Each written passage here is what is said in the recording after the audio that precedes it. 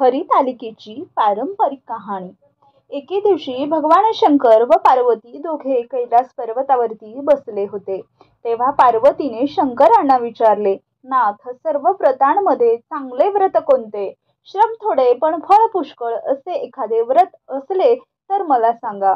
तसेच मी कोणत्या पुण्याईने आपल्या पदरी पडले तेही मला सांगा।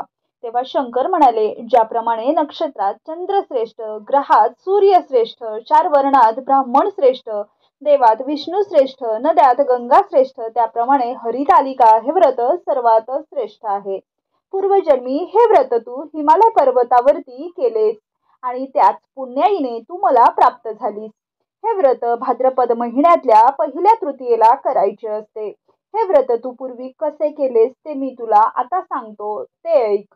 मी तुला प्राप्त व्हावे म्हणून लहानपणी तू मोठे तप केलेस। 64 वर्षे तर तू फक्त झाडांची पिकलेली पाने खाऊन राहिली होतीस।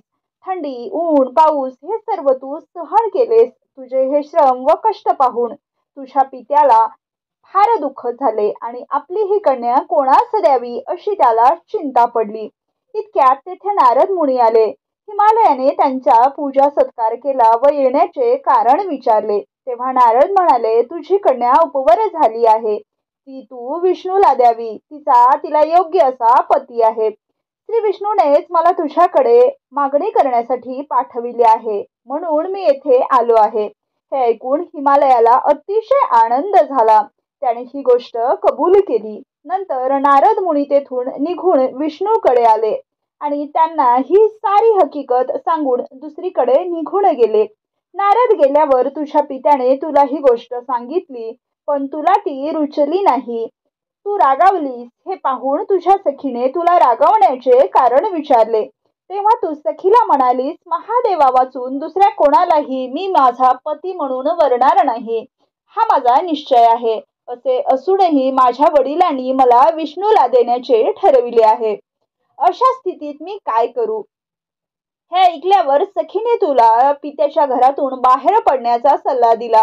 नंतर तुला घेऊन ती एका घोर अरण्यामध्ये गेली। तेथे गेल्यावर एक नदी तुझ्या दृष्टीस पडली। नदीच्या काठी एक मोठी गुहा होती। त्या गुहेत तुम्ही दोघी गेलात। त्या दिवशी तू कडक उपवास केलास। पार्वतीसह माझी मातीची मूर्ती स्थापन केलीस। त्या शिवलिंगाची तू मनोभावे पूजा केलीस। रात्री जागरण केलेस। तो दिवस भाद्रपद शुद्ध तृतीयेचा होता।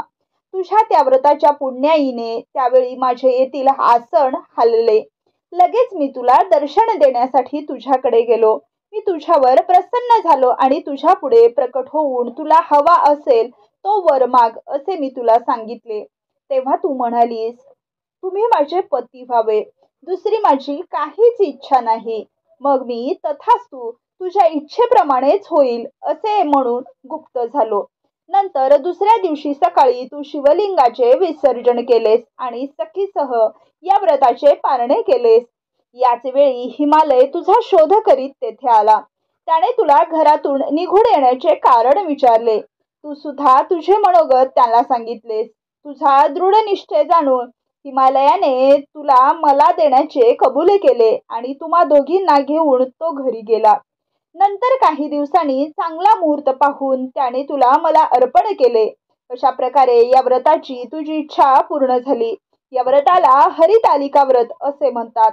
या व्रताचा विधी अशा प्रकारचा आहे, ज्या ठिकाणी पूजा करायची असेल त्या ठिकाणी तोरण बांधावे, केळीचे खांब लावून ते स्थळ सुशोभित करावे, पुढे रांगोळी घालून पार्वतीसह महादेवाचे लिंग स्थापन करावे, षडोपचारे त्याची पूजा करावी, मनोभावे याची प्रार्थना करावी, नंतर ही कहाणी ऐकावी, रात्री जागरण करावे। या व्रताने मनुष्य पापांपासून मुक्त होतो, 7 जन्माचे पातक नाहीसे होते, राज्य मिळते, स्त्रियांचे सौभाग्य वाढते। या दिवशी स्त्रियांनी जर काही खाल्ले तर त्या जन्मवंध्या व विधवा होतात, दारिद्र्य येते आणि पुत्रशोक होतो।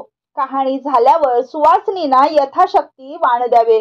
दुसऱ्या दिवशी उत्तर पूजा करावी आणि शिवलिंगाचे विसर्जन करून या व्रताची सांगता करावी। भगवान शंकरांनी पार्वतीला सांगितलेली ही पारंपरिक हरितालिकेची कहाणी, 60 उत्तराची कहाणी, 5 उत्तरी, देवा ब्राह्मणाच्या द्वारी, गायीच्या गोठी, पिंपळाच्या पारी, सुफळ व संपूर्ण